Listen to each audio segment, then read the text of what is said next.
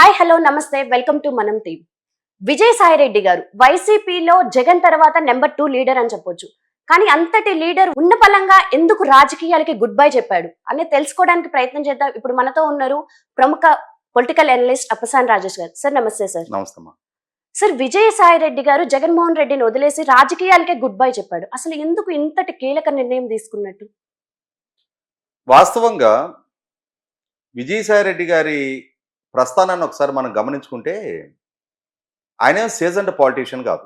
ఉమ్, అంటే మొదటి నుంచి క్రియాశీలకంగా రాజకీయాల్లో కార్యకర్త స్థాయి నుంచో లేదు రాజకీయాల పట్ల మక్కువగా రాజకీయాల్లోకి ప్రవేశించి ఎదిగొచ్చిన నాయకుడు కాదు. ఓకే. రాజశేఖర రెడ్డి గారి కుటుంబానికి దాదాపుగా ఒక 4 దశాబ్దాలుగా ఆడిటర్గా పనిచేస్తూ ఉన్నాడు.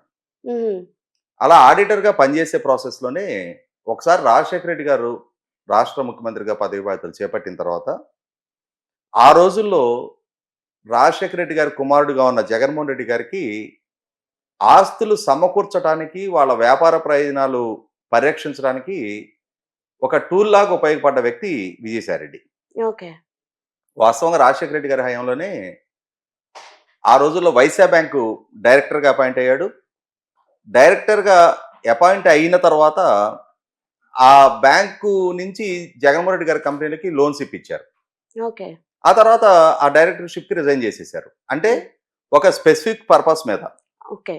ఆ పర్పస్ రిజాల్వ్ చేయడానికి అతనికి ఆ పదవి కట్టపెట్టారు. ఉమ్, ఆ పదవి పూర్తి కాగానే దానికి రిజైన్ చేశారు. ఉమ్, ఆ తర్వాత రోజుల్లో ఒక మారిషస్ కంపెనీలో డైరెక్టర్గా అపాయింట్ అయ్యాడు. ఉమ్, ఆ మారిషస్ కంపెనీ నుంచి కూడా జగన్మోహన్ రెడ్డి గారి కంపెనీలోకి పెట్టుబడులు వచ్చాయి. ఉమ్, మళ్ళీ ఆ కంపెనీని ఆ డైరెక్టర్షిప్ కూడా రిజైన్ చేయడం జరిగింది. ఉమ్, ఇవి మీరు నేను చెప్పట్లా, సిబిఐ వాళ్ళు జగన్మోహన్ రెడ్డి గారి అక్రమాస్తుల కేసులు విచారించి ఉమ్, జగన్మోహన్ రెడ్డి గారికి సమకూరిన ప్రతి అక్రమాస్తి వెనక ఉమ్, మాస్టర్ మైండ్ ఈ విజయసాయి రెడ్డి అని చెప్పి నిర్ధారణ చేసి మొట్టమొదట లబ్ధి చేకూర్చుకున్న వ్యక్తిగా జగన్మోహన్ రెడ్డి గారిని అక్యూజ్ నెంబర్ 1గా పెట్టి ఉమ్, ఆ లబ్ధి చేకూరటానికి మాస్టర్ మైండ్గా వర్క్ చేసిన విజయసాయి రెడ్డి గారిని అక్యూజ్ నెంబర్ 2గా పెట్టడం జరిగింది. ఓకే. ఎప్పుడైతే జగన్మోహన్ రెడ్డి గారి అక్రమాస్తుల కేసులు రాష్ట్ర వ్యాప్తంగా దేశవ్యాప్తంగా చర్చనీయాంశమైనయో ఉమ్, ఆ రోజు ఎవరి విజయసాయి రెడ్డి అని చెప్పని కూడా ప్రజలు చర్చించుకోవడం మొదలుపెట్టారు. అంతకుముందు ఇతను ఎవరో కూడా తెలియదు ఎవరికి. అవును. బ్యాక్ ఎండ్లో రాజశేఖర రెడ్డి గారి కుటుంబానికి పరిచయం ఉన్న వ్యక్తి తప్ప ఫ్రంట్ ఎండ్లోకి వచ్చి అతను ఎక్కడా ఎప్పుడూ ప్రజా జీవితంలో కనిపించిన వ్యక్తి కూడా కాదు. ఉమ్, ఉమ్, ఎప్పుడైతే 2011లో జగన్మోహన్ రెడ్డి గారు అక్రమాస్తుల కేసులు నమోదైనాయో అప్పటి నుంచే ఇతని పేరు విస్తృతంగా ప్రచారంలోకి రావడం జరిగింది. ఓకే. జగన్మోహన్ రెడ్డి గారితో పాటు ఇతను కూడా అరెస్ట్ అయ్యాడు, జైలు పాలయ్యాడు. ఉమ్, ఉమ్, జైలు నుంచి బయటకు వచ్చిన తర్వాత 2014 రాష్ట్ర విభజన తర్వాత జగన్మోహన్ రెడ్డి గారి పార్టీ నుంచి రాజ్యసభకి ఎంపిక కాబడ్డాడు. ఓకే. ఆ తర్వాత రోజుల్లో వైసీపీ పార్టీ పార్లమెంటరీ పార్టీ నాయకుడిగా ఢిల్లీలో ఉంటూ కేంద్ర పెద్దలతోటి సన్నిహితంగా మెలుగుతూ జగన్మోహన్ రెడ్డి గారి పనులని చక్కబెడుతూ జగన్మోహన్ రెడ్డి గారికి మరింత ఇష్టడిగా మారాడు. ఉమ్, మొదట ఆయన అక్రమాస్తులకి సంపాదించుకోవడానికి ఉపయోగపడ్డాడు.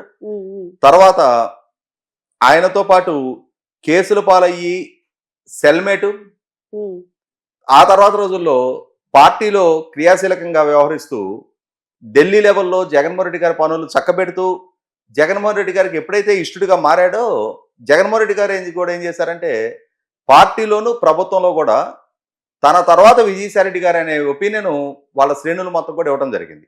ఓకే. దీన్ని అందిపుచ్చుకున్న విజయసాయి రెడ్డి కూడా విశాఖపట్నం కేంద్రంగా ఉత్తరాంధ్ర ప్రాంత పరిశీలకుడిగా విశాఖపట్నంలో మకాం వేసి ఉమ్, అక్కడ ఒక డిఫాక్టో చీఫ్ మినిస్టర్ గానే చలామణయ్యాడు.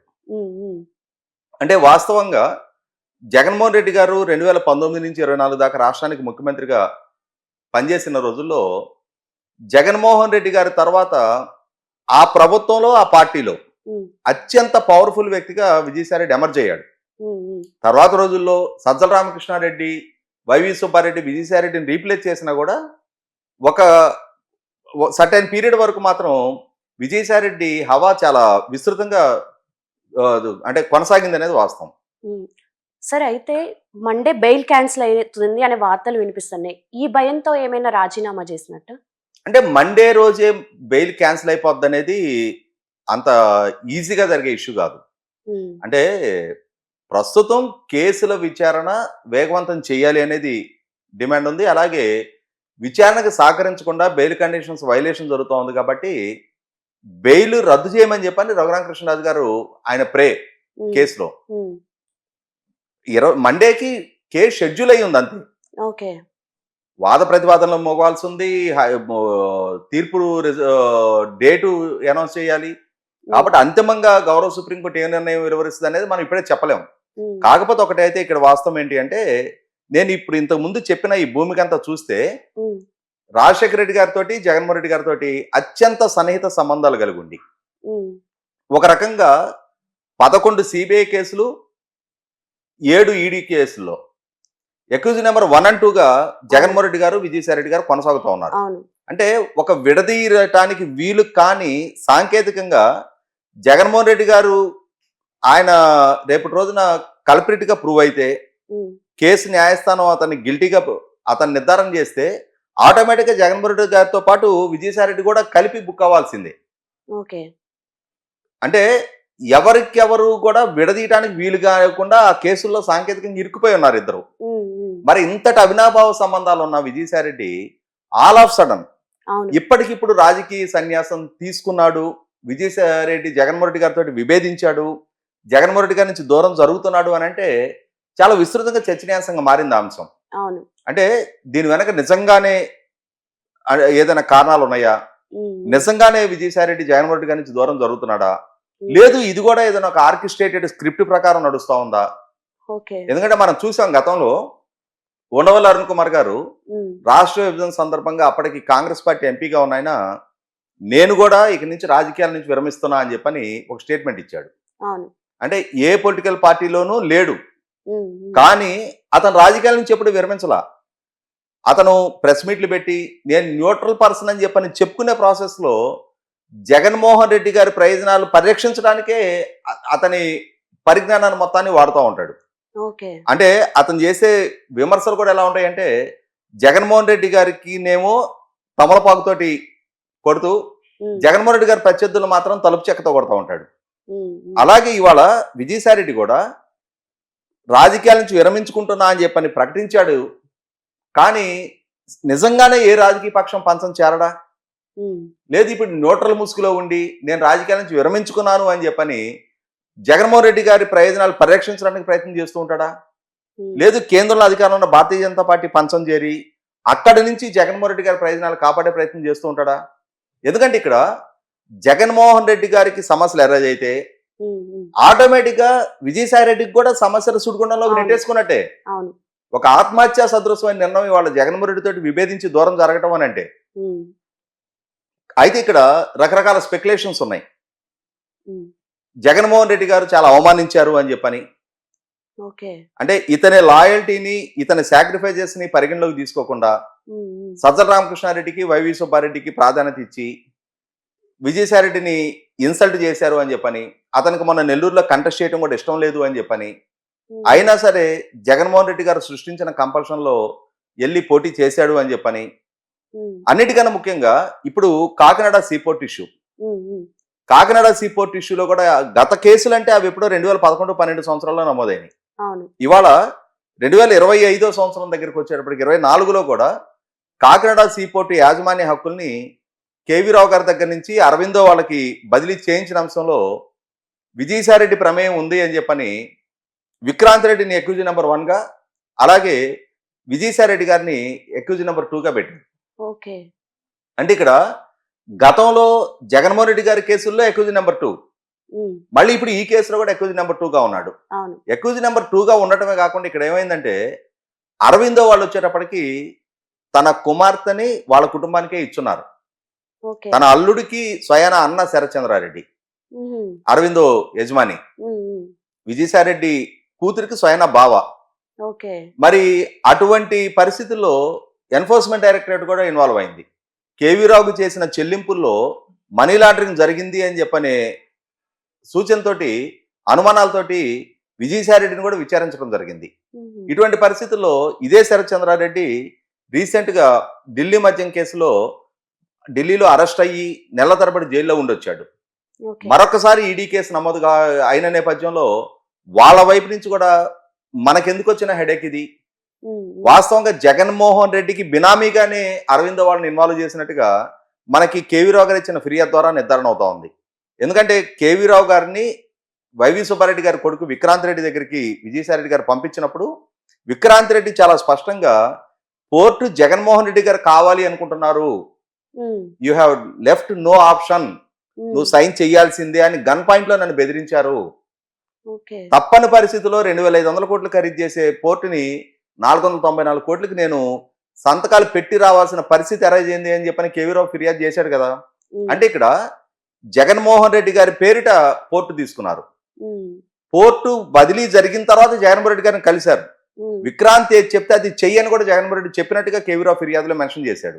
అంటే ఇక్కడ జగన్మోహన్ రెడ్డి గారికి బినామీగా అరవింద్ యాక్ట్ చేసింది. అసలు లబ్ధిదారుడు జగన్మోహన్ రెడ్డి, కానీ సాంకేతికంగా డాక్యుమెంటేషన్ అరవింద్ వాళ్ళ పేరు మీద నడిచింది.